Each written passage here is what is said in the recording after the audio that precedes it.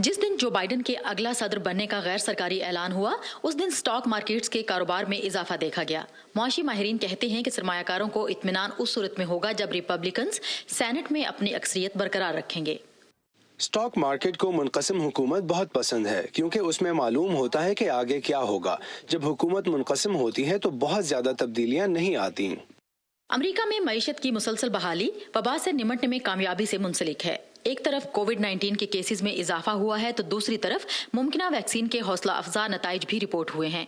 माहिरीन कहते हैं कि बाइडन एडमिनिस्ट्रेशन के लिए वबा से पहले वाली मुआशी सूरत हाल पर वापस पहुंचना एक चैलेंज होगा। हम अब भी एक गहरी मुआशी खाई में फंसे हैं। अगर हमें फरवरी वाली सूरत हाल पर वापस जाना है तो हमें 1 करोड़ मुलाजमतें बहाल करनी होंगी, और ज्यादा इम्कान यह है कि ऐसा 2022 तक नहीं हो सकेगा। इंतखाबी मुहिम के दौरान जो बाइडन ने सेहत-ए-आमा, तालीम, माहौलियात और बुनियादी ढांचे के मंसूबों पर खर्च के लिए कारपोरेशंस और अमीरों पर टैक्स बढ़ाने की तजवीज़ पेश की। ताहम टैक्सेस में किसी किस्म के इजाफे की रिपब्लिकन्स की जानिब से भरपूर मुखालफत यकीनी है।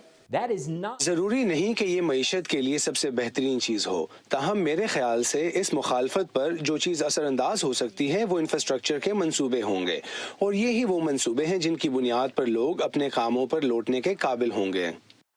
बाइडन इंतजामिया से तवक्को है कि वो पेरिस के माहौलियाती मुआहदे में दोबारा शामिल होगी।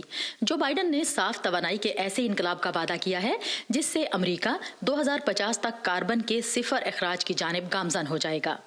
अगर ऐसा फौरी तौर पर किया जाता है तो हमें मईशत में कुछ मखसूस मसाइल देखने को मिल सकते हैं, क्योंकि ऑयल इंडस्ट्री हर चीज पर असरअंदाज होती है। अमेरिका को सुस्त रवि इख्तियार नहीं करनी चाहिए। हमें टेक्नोलॉजी की तरक्की और इसमें सरमायाकारी और इसके जरिए मईशत को बेहतर बनाने के तरीके इस्तेमाल करने में सबसे आगे होना चाहिए। आलमी वबा के अफसरदा माहौल के दौरान कुछ लोग ऐसे हैं जो एक रोशन मुआशी मुस्तकबिल देख रहे हैं। दरियाफ्त करने का दौर अभी खत्म नहीं हुआ। टेक्नोलॉजी में तरक्की के तसलसल के साथ हम मईशत की बहाली ऐसे ऐसे तरीकों से होती देखेंगे जो अभी हम सोच भी नहीं सकते। जो बाइडन शुरू में मईशत की बहाली और इसे सहारा देने पर तवज्जो मरकूज करेंगे।